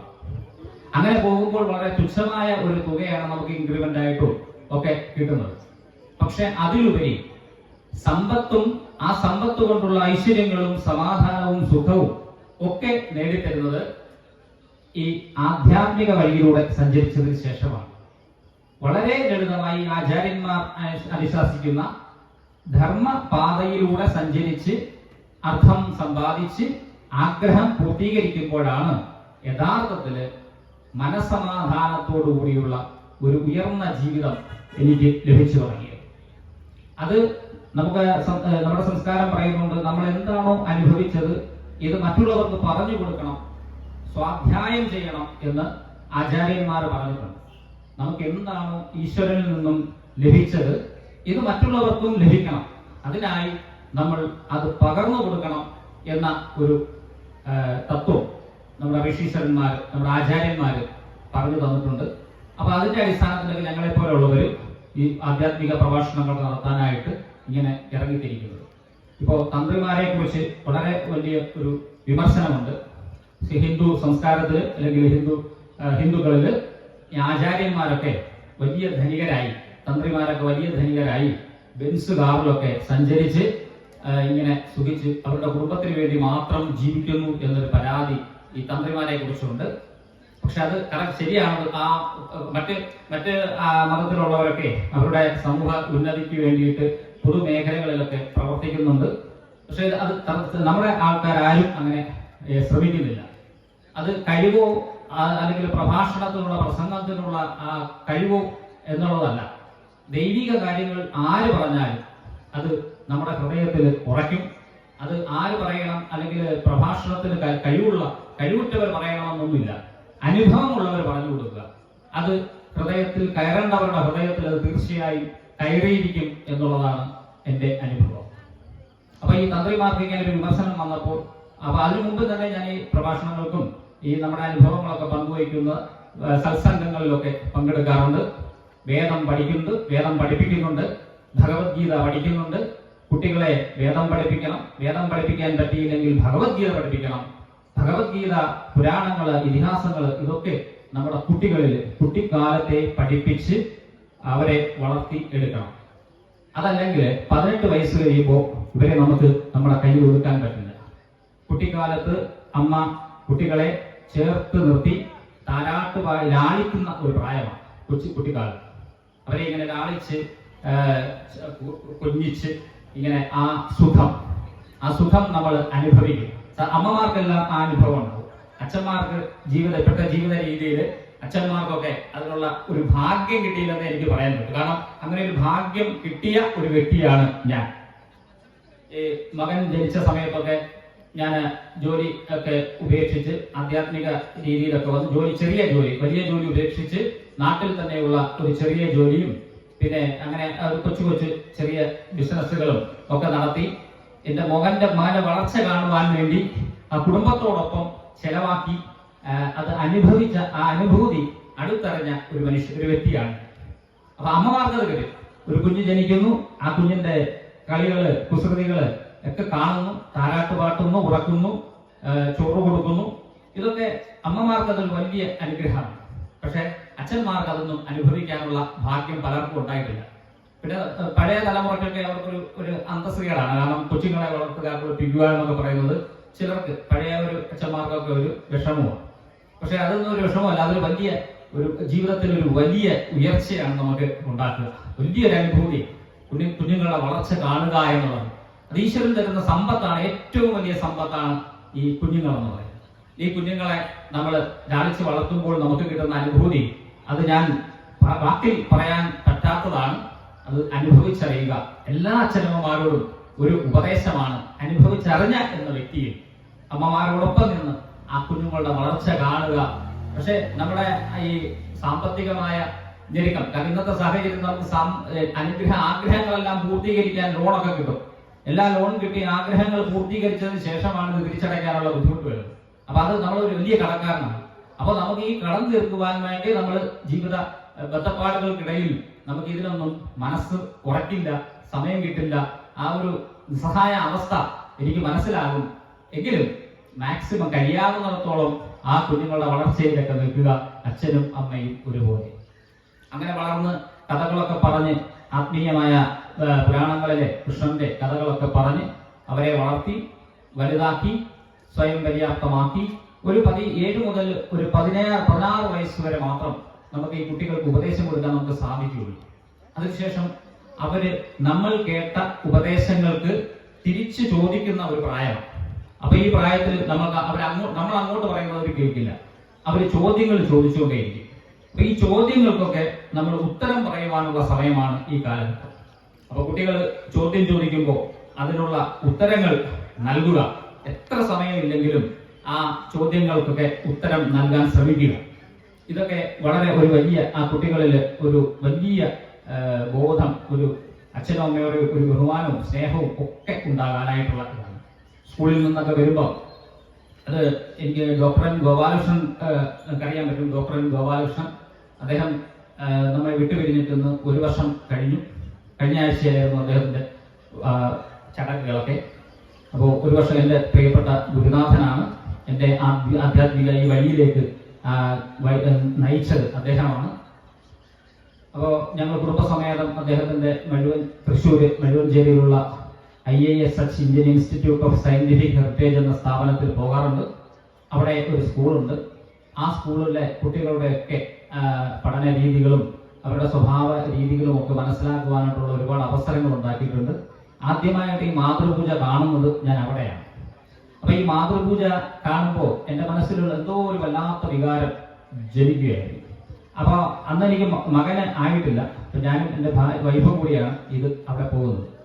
അപ്പൊ അവിടെ മാതൃപൂജ കാണുമ്പോൾ എനിക്ക് വല്ലാത്ത കുറ്റബോധമാണ് തോന്നിയത്. കാരണം എൻ്റെ അമ്മയെ ഇന്നേ വരെ ഞാൻ അങ്ങനെ ഒരു കാൽതൊട്ട് വന്ദിക്കുകയോ സ്നേഹത്തോടു കൂടി സംസാരിക്കുകയോ ഒന്നും ഇതുവരെ ചെയ്തിട്ടില്ല. കാരണം അങ്ങനെ ഒരു അനുഭവം എൻ്റെ ജീവിതത്തിൽ അനുഭവം വന്നിട്ടേ ഇല്ല.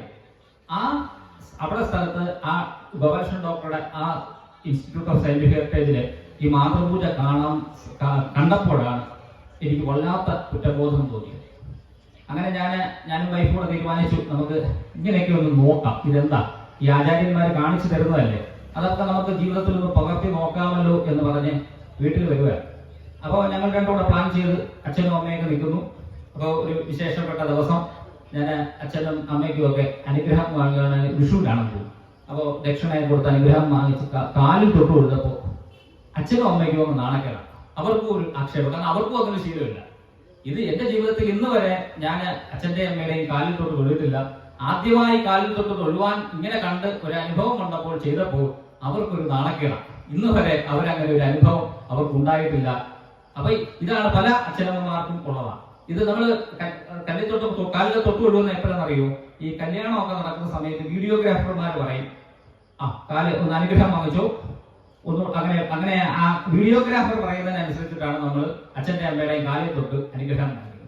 പക്ഷെ ആത്മാവിൽ നിന്നും ഉതിർന്നു വന്ന ആ ഗുരുത്വം കൊണ്ട് നമ്മൾ അനുഗ്രഹം കാലിൽ ആ പാദം സ്പർശിക്കുമ്പോൾ ഉണ്ടാകുന്ന ഒരു വികാരം, അത് വളരെ അനിർവചനീയമാണ്. ആ വികാരം എന്ന് പറയുന്നത് അത് അനുഭവിച്ചിട്ടുണ്ട്. കഴിയുമെങ്കിലൊക്കെ നിങ്ങൾ ചെയ്യുക. ഇപ്പൊ ഇവിടെ നിൽക്കുന്ന അച്ഛനമ്മമാർ അല്ലെങ്കിൽ ഇത് കേൾക്കുന്ന അച്ഛനമ്മമാര് കുട്ടികളെ ചേർത്ത് പിടിച്ചിട്ട് ആശീർവദിക്കുക. പരിവാക്കുകൾ അവരോട് പറയാതിരിക്കുക. മകനെ അല്ലെങ്കിൽ മകളെ, ഇങ്ങനെയുള്ള ഒരു കുഞ്ഞിനെ കിട്ടിയത് ഈ അച്ഛന്റെ അല്ലെങ്കിൽ ഈ അമ്മയുടെ മഹാഭാഗ്യമാണ് എന്നൊക്കെ ആ കുട്ടികളോട് പറയുക. ഒന്ന് പറഞ്ഞു നോക്കൂ. അങ്ങനെ പറഞ്ഞു നോക്കി അനുഭവം വന്ന ആളാണ് ഞാൻ. ഈ കുട്ടികൾ പിന്നെ എങ്ങും പോകില്ല, ഒരു സുഖത്തിനും അവർ പോകില്ല. മയക്കുമരുന്നിനോ മദ്യത്തിനോ ഇങ്ങനെയുള്ള പൊതു സമൂഹത്തിൽ നിന്ന് നിലനിൽക്കുന്ന മൂല്യച്യുതിക്ക് കാരണമാകുന്ന ഒരു വിപത്തിലും അവര് ഒരു കാരണവശാലും പോകില്ല എന്ന് ഈശ്വരനാമത്തിൽ ഞാനിവിടെ പറയുകയാണ്. കാരണം ഈശ്വരനോട് അത്യധികം അടുത്ത് നിൽക്കുന്ന ഒരാളാണ് ഞാൻ. എല്ലാ ദിവസവും 7 മണിക്കൂർ ഈശ്വരനോടൊപ്പം മാത്രം. ഞാൻ ആദ്യം പറഞ്ഞില്ലേ, നമുക്ക് എല്ലാവർക്കും തരുന്നത് സമയമാണ്. ഈ സമയത്തിന്റെ കൂടുതൽ ഭാഗവും ഈശ്വരന് വേണ്ടി പ്രവർത്തിക്കുന്ന ആളാണ്. കൂടുതൽ ജോലിയൊന്നും ചെയ്യാൻ പോകുന്നില്ല, വലിയ അത്യധ്വാനമൊന്നും ചെയ്യുന്നില്ല, ആരോടും മത്സരത്തിന് പോകില്ല, യുദ്ധത്തിന് പോകില്ല, പാരകളില്ല, ഒന്നുമില്ല. എന്റെ സമാന മേഖലകളിൽ പ്രവർത്തിക്കുന്നവർക്ക് ഒരു വിലങ്ങുതടിയായി പോകാറില്ല. ഈശ്വരപ്രധാനമായ ഈശ്വര വേദമന്ത്രങ്ങളൊക്കെ ജപിക്കുകയും ഈശ്വരന്റെ വാണികളൊക്കെ ഉരുവിട്ട് മന്ത്രങ്ങളും ജപങ്ങളും ഒക്കെ നടത്തി ഇങ്ങനെ ജീവിച്ചു പോവുകയാണ്. ഈശ്വരൻ എവിടുന്നോ അനുഗ്രഹങ്ങൾ ചൊരിഞ്ഞ് സമ്പത്തും ധനവും ഐശ്വര്യവും ഒക്കെ ഇങ്ങനെ തന്നുകൊണ്ടേയിരിക്കുക. പണ്ട് കഴിഞ്ഞ രീതിയിൽ നേരത്തെയുള്ള ജീവിതത്തിൽ അങ്ങനെ ആയിരുന്നില്ല. വെട്ടിപ്പിടിക്കുക, പിടിച്ചടക്കുക, കൂടെ നിൽക്കുന്നവരെ ചവിട്ടിത്താഴ്ത്തുക, ഇങ്ങനെയൊക്കെ തന്നെയാണ് ജീവിച്ചിരുന്നത്. എത്രയോ ആളുകളുടെ മുമ്പിൽ നമസ്കാരം ചെയ്ത് എത്രയോ ആളുകളോട് കള്ളം പറഞ്ഞ് പറ്റിച്ച് ഒക്കെ ആകാശം ഉണ്ടാക്കിക്കൊണ്ടിരുന്നത്. കാരണം ഞങ്ങളുടെ പ്രൈവറ്റ് സ്ഥാപനങ്ങൾ ടാർഗറ്റ് ഒക്കെ ഉണ്ട്. എത്രയോ തരത്തിൽ പറ്റിച്ച് കള്ളത്തരങ്ങൾ പറഞ്ഞ് മനസ്സാക്ഷി കുത്തുണ്ടാക്കുന്ന തരത്തിലുള്ള ഇതൊക്കെ കൊടുത്തിട്ടാണ് നമ്മൾ പണം ഉണ്ടാക്കുന്നത്. ഇപ്പൊ ഒരാവശ്യവുമില്ല, ദിവസവും 3 മണിക്കൂർ രാവിലെ 3 മണിക്ക് എഴുന്നേറ്റ് യോഗയും പ്രാണായാമവും ഒക്കെ ചെയ്തതിനു ശേഷം വീട്ടില് ഒരു ഭഗവതിയെ ഉപാസനാമൂർത്തിയുണ്ട്. ദുർഗാ ഭഗവതി തന്നെയാണ് എൻ്റെ ഉപാസനാമൂർത്തി. ഈ ദുർഗാ ഭഗവതിയെ പ്രതിഷ്ഠിച്ച് പൂജകൾ ചെയ്ത് പാൽപായസം നിവേദിച്ച് ഏകദേശം ഈ അഗ്നിഹോത്ര യജ്ഞമൊക്കെ ചെയ്യുമ്പോൾ ഏകദേശം 9 മണി 9:30 ആവും. അതിനുശേഷം ആഹാരം പ്രഭാത ഭക്ഷണം കഴിച്ചതിന് ശേഷം വീട്ടിലിരിക്കും. നിരവധി ആളുകൾ വരും. കാരണം ഈ ജ്യോതിഷം പഠിച്ചിട്ടുണ്ട്. ഇപ്പൊ ഈ വരും ജ്യോതിഷം നോക്കാനും പിന്നെ ഈ വീട്ടിലെ കുടുംബ കലഹങ്ങൾ, ഇന്നത്തെ കാലത്ത് ഒരുപാട് പ്രശ്നങ്ങളാണ് സമൂഹത്തിൽ നിലനിൽക്കുന്നത്. കുടുംബ കലഹങ്ങൾ, ഭാര്യാഭർത്തൃ കലഹങ്ങൾ, ഇങ്ങനെയൊക്കെ വരും. അപ്പൊ അവർ തരുന്ന ദക്ഷിണ അത് ഞാൻ സങ്കല്പിക്കുന്നതിനും അപ്പുറത്തെ രീതിയിലാണ് ഈ ദക്ഷിണകളൊക്കെ വരുന്നത്. അപ്പൊ വളരെ ഒരു അനുഗ്രഹം ഈശ്വരൻ തന്നു. പണ്ടൊക്കെ രാവിലെ 24 മണിക്കൂറും പണിയെടുക്കുമ്പോഴാണ് ഒരു തുക ശമ്പളമായിട്ട് വരുന്നത്. ഇപ്പോ 24 മണിക്കൂറും പണിയെടുക്കണ്ട, ഒരു ടെൻഷനുമില്ല, ആരും ഒന്നും പറയില്ല. നമ്മൾ സമാധാനമായിട്ട് ഈശ്വരനെ പൂജിച്ച് ഉപാസിച്ച് കഴിയുന്നു. നമ്മുടെ അറിവ് മറ്റുള്ളവർക്ക് പകർന്നു കൊടുക്കുന്നു. അവർ ഭഗവത്ഗീതയിൽ പറഞ്ഞ പോലെ കർമ്മം ചെയ്യുക, കർമ്മഫലം ഈശ്വരൻ തരും എന്ന് പറയുന്നത് പോലെ അതനുസരിച്ച് തന്നെ ജീവിക്കുന്നു. എല്ലാ അനുഗ്രഹങ്ങളും ഈശ്വരൻ ചൊരിഞ്ഞു തരുന്നു. ഇത് എല്ലാവരോടും മറ്റുള്ള ഈ പറഞ്ഞതുപോലെ എനിക്ക് കിട്ടുന്ന ഈ ഭാഗ്യം, ഈ അനുഗ്രഹം അത് മറ്റുള്ളവർക്കും കിട്ടട്ടെ എന്ന് ഞാൻ ആഗ്രഹിക്കുന്നു. അപ്പൊ അതിന് ഇങ്ങനെയുള്ള കുറച്ച് കാര്യങ്ങൾ ക്ഷേത്ര ദർശനം മാത്രം കൊണ്ട് പറ്റില്ല. പിന്നെ നമുക്കൊരു ഒരു വിചാരമുണ്ട്. നമുക്ക് കൊച്ചു ക്ഷേത്രങ്ങൾക്ക് അത്ര വില കൽപ്പിക്കാറില്ല. നമ്മൾ ഈ ഗുരുവായൂർ ക്ഷേത്രം പോലെയുള്ള വലിയ ക്ഷേത്രങ്ങളിലൊക്കെ പോകും. നമ്മുടെ ചുറ്റടുത്തുള്ള കുഞ്ഞു ക്ഷേത്രങ്ങളിൽ, ഗുരുവായൂർ ക്ഷേത്രത്തിലായാലും കൊച്ചു ക്ഷേത്രങ്ങളിലായാലും ചൈതന്യം ഒന്നുപോലെ തന്നെയാണ്. ചൈതന്യം, ദേവചൈതന്യം നമ്മുടെ ആത്മാവിൽ എത്രത്തോളം ഈശ്വരൻ നിറഞ്ഞിരിക്കുന്നു, അത്രത്തോളം അതേ ആത്മാർത്ഥതയോടെ ഏത് ഈശ്വരനെ വിളിച്ചാലും ആ ഈശ്വരൻ വിളി കേൾക്കും. നമ്മൾ ഇവിടുത്തെ ഈ സ്ഥലത്ത് നിന്ന് ഗുരുവായൂർ അമ്പലത്തിൽ പോകുമ്പോൾ ഈ ഭഗവതിയെ ഒന്ന് കണ്ടിട്ടായിരിക്കും നമ്മൾ ഗുരുവായൂർ അമ്പലത്തിൽ പോവുക. അല്ലെ, പലർക്കും അത് അനുഭവം ഉണ്ടാവും. കാരണം ഇവിടെ ഒന്ന് കാണാതെ പോയി കഴിഞ്ഞാൽ പല സ്ഥലത്തിലും വിഘ്നങ്ങളൊക്കെ ഉണ്ടാവാറുണ്ട്. അത് എല്ലാ ദേശത്തിലും ഉള്ള ആളുകളുടെ ഒരു പ്രത്യേകതയാണ്. അവരുടെ ദേശനാഥനെ അല്ലെങ്കിൽ കുടുംബ ദേവതയെ ഒന്ന് പോകാതെ, അവിടെ നിന്ന് അനുവാദം ചോദിക്കാതെ മഹാക്ഷേത്രങ്ങളിലൊക്കെ പോകുമ്പോൾ എന്തെങ്കിലും ഒരു വിഘ്നങ്ങൾ എല്ലാവർക്കും ഉണ്ടാവും. പക്ഷെ ചിലരത് ശ്രദ്ധിക്കാറില്ല എന്ന് മാത്രം. പക്ഷെ അത് നിങ്ങളൊന്ന് ശ്രദ്ധിച്ചു നോക്കുമ്പോൾ മനസ്സിലാവും. ഈ ക്ഷേത്രം, നമ്മുടെ അടുത്തുള്ള ഈ ഭഗവതിയെ കാണാതെ ഗുരുവായൂർ അമ്പലത്തിലോ അല്ലെങ്കിൽ മറ്റു വലിയ ക്ഷേത്രങ്ങളിലോ ഒക്കെ പോകുമ്പോൾ നമുക്കൊരു തടസ്സങ്ങളൊക്കെ ഉണ്ടാകും. അപ്പൊ നമ്മൾ അതുകൊണ്ട് ഇപ്പൊ എല്ലാവർക്കും അറിയാവുന്നതുകൊണ്ട് അവർ ഇവിടെ പോയിട്ടാണ് പോകുന്നത്. അപ്പൊ നമ്മൾ വലിയൊരു പ്രാർത്ഥനയായിട്ടായിരിക്കും ഈ ഗുരുവായൂർ ക്ഷേത്രത്തിലൊക്കെ പോവുക. അപ്പൊ നമ്മൾ ആദ്യം വരുന്നു ഗുരുവായൂർ ക്ഷേത്രത്തിൽ വലിയ ഒരു ജോലി, എനിക്കൊരു ജോലി കിട്ടണം, നല്ലൊരു ജോലി കിട്ടണം. അത് ഗുരുവായൂരപ്പ, ഞാൻ അവിടെ വന്ന് നേരിട്ട് കണ്ട് അങ്ങയെ പ്രാർത്ഥിക്കാം, അങ്ങ് എനിക്ക് അനുഗ്രഹം തരണം, ഞാൻ ഉടനെ അങ്ങയെ കാണാൻ വരും എന്ന് നമ്മൾ മനസ്സിൽ സങ്കല്പിച്ചിട്ട് ഒരു ദിവസം തീരുമാനിച്ച് ആ ദിവസം നമ്മൾ പോവുക. അപ്പൊ ആ ദിവസം ആദ്യം നമ്മൾ രാവിലെ പോവുകയാണെങ്കിൽ തലേ ദിവസമേ വന്ന് നമ്മുടെ ദേവിയെ കണ്ട് അനുഗ്രഹം വാങ്ങിച്ചിട്ടായിരിക്കും പോകുന്നത്. പിന്നെ നമ്മുടെ വാഹനങ്ങളിലാണ് പോകുന്നതെങ്കിൽ ഗുരുവായൂർ പോകുന്ന വഴിക്ക് ഉള്ള പല ക്ഷേത്രങ്ങളിൽ, പ്രശസ്തമായ പല ക്ഷേത്രങ്ങളിലൊക്കെ കയറി ദർശനം നടത്തിയിട്ടായിരിക്കും ഗുരുവായൂരപ്പനെ കാണാൻ പോവുക. ഈ ഗുരുവായൂരപ്പനെ കണ്ട ശേഷം തിരിച്ച് വീട്ടിലേക്ക് വരുന്നു. ഏകദേശം കുറച്ച് നാളുകൾക്ക് ശേഷം നമ്മുടെ ഈ ആഗ്രഹം നമുക്ക് നമ്മുടെ പ്രാർത്ഥന സഫലമാണ്, നമുക്ക് ഈ ജോലി കിട്ടി. അപ്പോ നമുക്കൊരു കൺഫ്യൂഷൻ വരും. ആർക്കെങ്കിലും പറയാൻ പറ്റുമോ അത് ഏത് ദേവനാണത് നമ്മളെ അനുഗ്രഹിച്ചതെന്ന്? നമ്മള് ഗുരുവായൂർ അമ്പലത്തില് പോയി ഗുരുവായൂരപ്പനാണോ നമ്മളെ അനുഗ്രഹിച്ചത്, അതോ ഈ ദേവിയാണോ നമ്മളെ അനുഗ്രഹിച്ചത്, അല്ലെങ്കിൽ ഈ പോകുന്ന വഴിക്കുള്ള ഏതെങ്കിലും ദേവീദേവന്മാരാണോ നമ്മളെ അനുഗ്രഹിച്ചത് എന്ന് ആർക്കെങ്കിലും പറയാൻ സാധിക്കില്ല. ആർക്കും പറയാൻ സാധിക്കില്ല. ഏത് ദേവന്റെ അനുഗ്രഹം കൊണ്ടാണ് നമുക്ക് കിട്ടിയെന്ന് നമുക്ക് ഒരിക്കലും പറയാൻ സാധിക്കില്ല. അപ്പൊ അതുകൊണ്ട് നമ്മൾ എപ്പോഴും ഏറ്റവും വലുത് ഗുരുവായൂരപ്പനാണ്, ഏറ്റവും വലിയ ക്ഷേത്രം, പുരാതനമായ ക്ഷേത്രം ഗുരുവായൂരമ്പലമാണ് എന്ന് നമ്മുടെ മനസ്സിലുള്ളത് കൊണ്ട് നമുക്ക് ഗുരുവായൂരപ്പനാണ് ആ അനുഗ്രഹം തന്നതെന്ന് നമ്മളത് സങ്കല്പിക്കും. പക്ഷെ യഥാർത്ഥത്തിൽ നമുക്ക് അനുഗ്രഹം തരുന്നത് നമ്മുടെ ചുറ്റുള്ള ആ ദേവിയായിരിക്കും. ഈ നമ്മുടെ അടുത്തുള്ള, നമുക്ക് എന്നും നമ്മൾ കാണുന്ന, എന്നും ഒരു പുഷ്പം കൊടുക്കുന്ന ഈ ഭഗവതിയുടെ അനുഗ്രഹമില്ലാതെ നമുക്ക് ഗുരുവായൂരപ്പനെ കാണാൻ സാധിക്കില്ല. ഈ ഭഗവതിയുടെ അനുഗ്രഹമില്ലാതെ നമ്മൾ ഈ ഗുരുവായൂരപ്പന്റെ അനുഗ്രഹം കിട്ടില്ല എന്നുള്ളതാണ് ഏറ്റവും വലിയ സത്യം. ഇത് നമ്മൾ മനസ്സിലാക്കണം. പലരും മനസ്സിലാക്കാത്ത കാര്യമാണ്. അപ്പൊ ഇത് നമുക്ക് ഈ സ്ഥാനങ്ങളൊക്കെ നമ്മുടെ ഏറ്റവും വലിയൊരു പ്രശ്നമാണ്. നമ്മൾ സ്ഥാനങ്ങൾക്ക് ബഹുമാനം കൊടുക്കാറില്ല. നമുക്ക് ഈ ജോലി സ്ഥലത്തൊക്കെ ഇപ്പോ ബാങ്കിലെ മാനേജർമാര് അല്ലെങ്കിൽ ഓഫീസർമാര്, ഇവർക്കൊന്നും സ്ഥാനങ്ങൾക്ക് ബഹുമാനമില്ല. ഈ സ്ഥാനങ്ങൾക്കൊക്കെ നമ്മൾ ബഹുമാനം കൊടുക്കണം. അവിടുത്തെ പൂജാരിക്കൊരു ബഹുമാനം, തന്ത്രിക്കൊരു ബഹുമാനം, അവിടെ പ്രസിഡന്റിനൊരു ബഹുമാനം, സെക്രട്ടറിക്ക് ഒരു ബഹുമാനം. എല്ലാവരും അവരുടെ ജീവിതത്തിൽ പറഞ്ഞല്ലോ ഈ സമയമാണെന്ന്. അവരുടെയൊക്കെ സമയം അവർക്ക് അവരുടെ കുടുംബകാര്യങ്ങൾക്കൊക്കെ സമയം പോകാം. പക്ഷെ ആ സമയം, ആ കുടുംബകാര്യങ്ങളുള്ള സമയം അത് മാറ്റിവെച്ചിട്ടാണ് അവർക്ക് ഈ ദേവന്മാരുടെ കാര്യത്തിലേക്ക് സമയം കണ്ടെത്തി ഈ ക്ഷേത്രത്തില് ഇത്രയും വലിയ മനോഹരമായ ഒരുക്കങ്ങൾ, ഇത്രയും വലിയ സ്റ്റേജ്, മൈക്ക് സിസ്റ്റം, ഇങ്ങനെയൊക്കെയുള്ള ചെയ്ത് എത്ര ലക്ഷം രൂപ വേണം ഇതൊക്കെ ഇങ്ങനെയൊക്കെയുള്ളത് ഒന്ന് സംഘടിപ്പിക്കുവാനായിട്ട്. അവരുടെ സമയം എത്രയാണ് അത് വിലപ്പെട്ട ചെലവാക്കുന്നത് എന്നുള്ളതാണ് നമ്മൾ ഏറ്റവും മനസ്സിലാക്കേണ്ട ഒരു കാര്യം. അപ്പൊ അവർക്ക് അർഹിക്കുന്ന സ്ഥാനം നമ്മൾ കൊടുക്കണം. പൂജാരിക്ക് സ്ഥാനം കൊടുക്കണം. ഗുരുവായൂർ അമ്പലത്തിലെ വേശാന്തിയോ തന്ത്രിയോ കാണുമ്പോൾ നമുക്ക് വലിയ ബഹുമാനവും വിനയവുമാണ്. ഇപ്പൊ ഞങ്ങൾക്ക് വടക്കോട്ടൊക്കെ പോകുന്ന സമയത്ത് ഞങ്ങളെ പോലുള്ള ആളുകളെ വളരെ ബഹുമാനമാണുള്ളത്. കാലി വന്ന് അനുഗ്രഹം വാങ്ങിക്കുക, കാൽതൊട്ട് വന്നിരിക്കുക. പക്ഷെ തെക്കോട്ടൊക്കെ വരുന്നത് അതിന് എതിരാണ്. അതിന് വിപരീതമായ അവസ്ഥയാണ് ഈ തെക്കൻ ഭാഗത്ത്, തിരുവനന്തപുരം, കൊല്ലം ജില്ലകളിൽ നമ്മൾ ആൾക്കാർ ഇതെല്ലാം ഞങ്ങൾ സുപരിചിതമാണ്. വടക്കൻ ഭാഗത്ത് നിന്ന് അനുഗ്രഹങ്ങൾ ഏറ്റുവാങ്ങിയിട്ടുള്ള ഞങ്ങൾ തെക്കൻ ഭാഗത്തിൽ വന്ന് നിഷേധത്വമുള്ള പെരുമാറ്റങ്ങളൊക്കെ കണ്ട് ശീലിച്ചവരാണ് ഞങ്ങൾ. പക്ഷെ ഞങ്ങളൊന്നും ഇങ്ങനെയുള്ള ഈ ശീലങ്ങളോ മറ്റുള്ളവരുടെ ഒന്നും പ്രതീക്ഷിക്കാതെ ഈശ്വരനിൽ നിന്ന് കിട്ടുന്ന അനുഗ്രഹങ്ങൾ മാത്രം ഒന്നുകൊണ്ട് ജീവിച്ചു പോകുന്നവരാണ്. ഒരു ശക്തിക്കും ഞങ്ങളെ പോലെയുള്ളവരെ തോൽപ്പിക്കാൻ പറ്റില്ല. ഇതാണ് സത്യം. കാരണം ഞങ്ങളുടെ ബലം ഈശ്വരനാണ്. അതുകൊണ്ട് എന്നെ കേൾക്കുന്ന എല്ലാവരുടെയും ബലം ഈശ്വരനാകട്ടെ. മറ്റൊരു മാനുഷിക ശക്തിക്കും നമ്മളെ ഉയർത്താൻ സാധിക്കില്ല എന്ന് ഞാൻ ഇവിടെ അടിയുറച്ച് പറയാം. അനുഭവത്തിന്റെ വെളിച്ചത്തിലാണ് ഞാൻ ഈ പറയുന്നത്.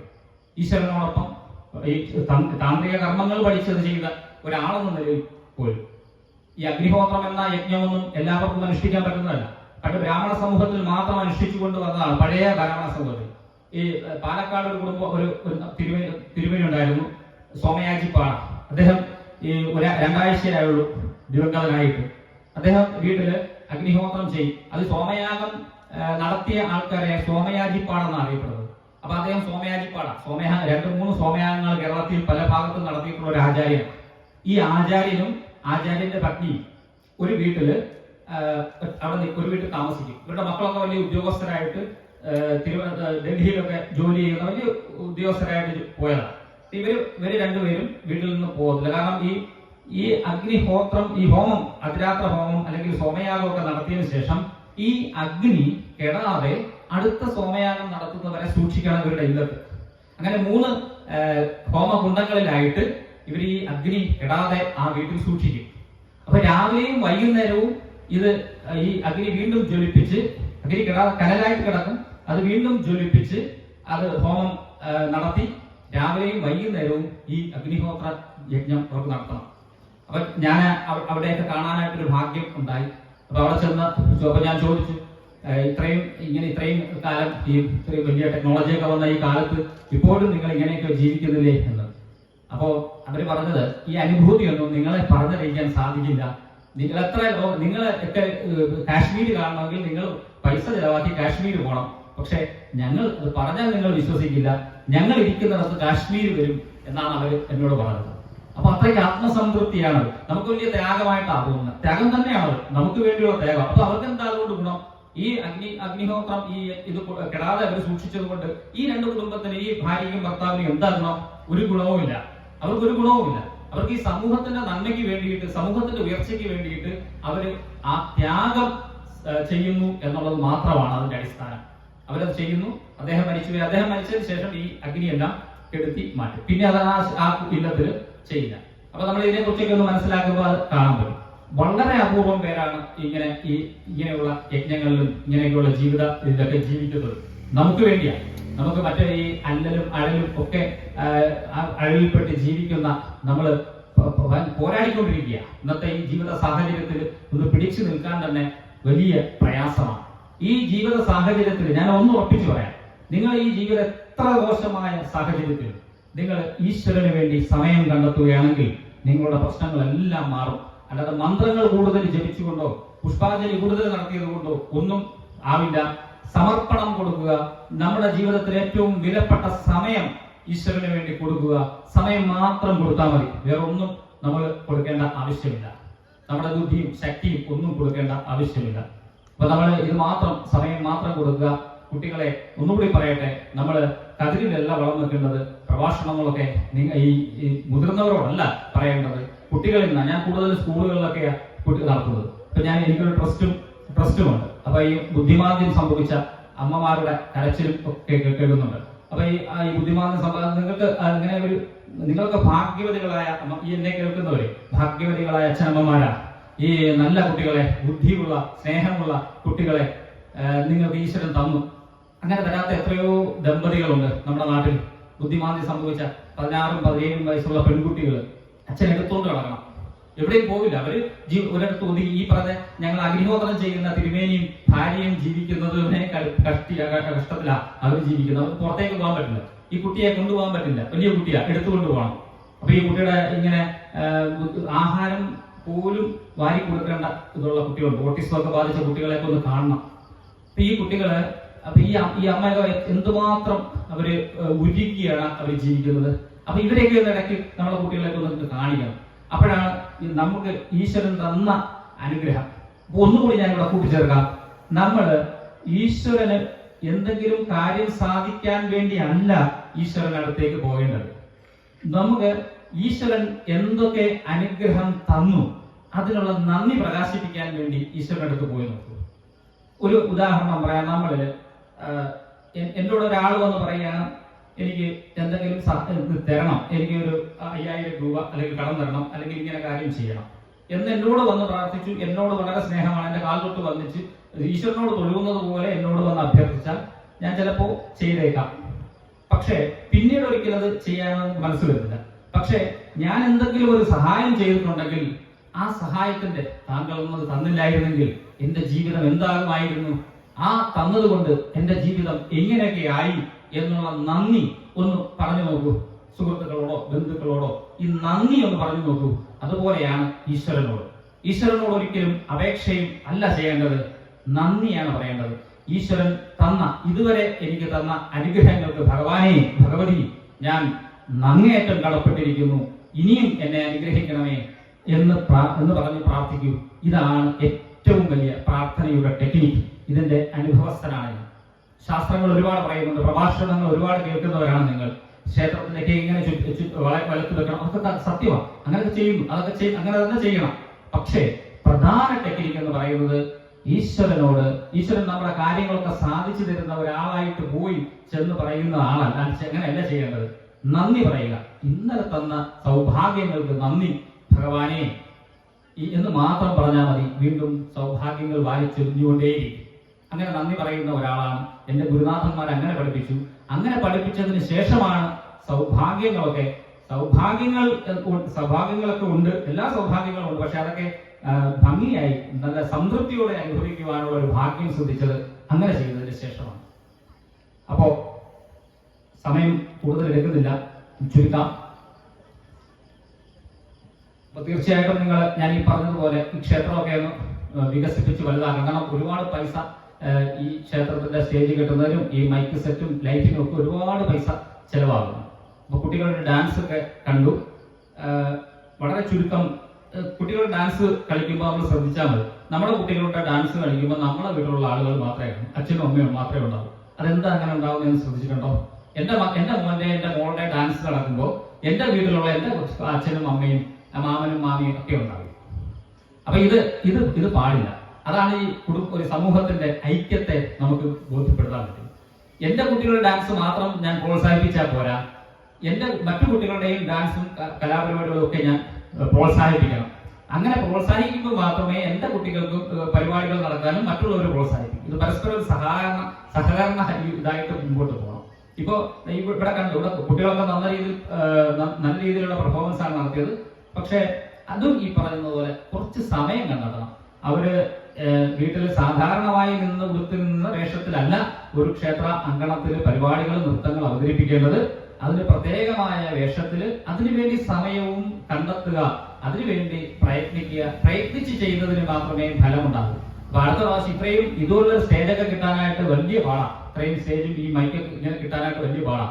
അപ്പൊ ഇങ്ങനെ കിട്ടുമ്പോൾ ആ അവസരം നമ്മൾ ഉപയോഗിക്കാൻ വേണ്ടി നമ്മൾ സമയം കുറച്ച് മുന്നോട്ട് വേണ്ടി പ്രിപ്പയർ ചെയ്ത് വെക്കണം. ആ പ്രിപ്പയർ ചെയ്തപ്പോൾ കുട്ടികൾ ശാസ്ത്രീയമായി കുറച്ച് അഭ്യസിക്കുക, ശാസ്ത്രീയമായി ആ വേഷവിധാനങ്ങൾ അണിഞ്ഞുകൊണ്ട്. അപ്പൊ ഇന്നലെ പറഞ്ഞു, പിന്നെ ശാസ്ത്രീയ നൃത്തമാണ് അവിടെ അവതരിപ്പിച്ചത്. വളരെ ഒരു വലിയ ജനപങ്കാളിത്തം ഇന്നലെ ഉണ്ടായിരുന്നു. പക്ഷെ ഇന്ന് എന്തുകൊണ്ടാ കുട്ടികളല്ല ഇന്നും കളിച്ചത്? എന്തുകൊണ്ടാ പ്രോത്സാഹനം വരാത്തത്? ആ കുട്ടികൾ നന്നായിട്ട് യത്നിച്ചു, ആ കുട്ടികൾക്കറിയില്ല. പക്ഷെ കുട്ടികളുടെ മാതാപിതാക്കളൊന്ന് മനസ്സിലാക്കണം, നമ്മളൊരു മുന്നൊരുക്കം എല്ലാ കാര്യത്തിലും. ഞാൻ ഈ വളരെ പ്രഭാഷണങ്ങൾ അത് വളരെ മോശമായോ നല്ലതാണോ എന്നുള്ളത് നിങ്ങളാണ് തീരുമാനിക്കേണ്ടത്. പക്ഷെ ഇങ്ങനെയൊന്ന് ഒരു കുറച്ച് സമയം നിങ്ങളോട് സമ്മതിക്കണമെങ്കിൽ ഞാൻ എന്തെല്ലാം അറിവ് ഞാൻ സ്വാംശീകരിക്കണം, അത് എത്ര സമയം ഞാൻ ഇതിനു വേണ്ടി ചെലവാക്കണം, എത്ര പേരെ കേൾക്കണം, എത്ര പുസ്തകങ്ങൾ വായിക്കണം, ഒന്ന് മനസ്സിലാക്കൂ. സമയം ഇതിനു വേണ്ടി ചെലവാക്കുമ്പോൾ മാത്രമേ നമുക്ക് അവസരങ്ങൾ മുന്നോട്ട് വരികയുള്ളൂ. കുട്ടികളൊക്കെ നല്ല പ്രകടനമായിരുന്നു, അവരുടെ കഴിവുകളൊക്കെ ഉണ്ട്. ആ കഴിവുകൾക്ക് ഒരു മുന്നൊരുക്കം കൂടി ചെയ്ത് കൊടുക്കണം എന്നൊരു വിനീതമായ അഭ്യർത്ഥന ഇപ്പോൾ ഞാൻ നടത്തുകയാണ്. പ്രഭാഷണം കൂടുതൽ ദീർഘിപ്പിക്കുന്നില്ല, കാരണം സമയം അതിക്രമിക്കുന്നു. അപ്പോൾ എല്ലാവരും ഈശ്വരന്റെ അനുഗ്രഹവും കൃപാകടാക്ഷങ്ങളും ഉണ്ടാകണമേ എന്ന് പ്രാർത്ഥിക്കുന്നു. പിന്നെ ഇവിടെ ഈ വേദിയിൽ പ്രഭാഷണം നടത്തുവാൻ അവസരമുണ്ടാക്കി തന്ന രാഖി ലിജു ദമ്പതിമാർക്ക്, കൃഷ്ണകൃപയിലെ രാഖി ലിജു ദമ്പതിമാർക്ക് എല്ലാ ഈശ്വരാനുഗ്രഹങ്ങളും ഉണ്ടാകട്ടെ എന്ന് പ്രാർത്ഥിച്ചുകൊണ്ട് ചുരുക്കുന്നു. നന്ദി, നമസ്കാരം.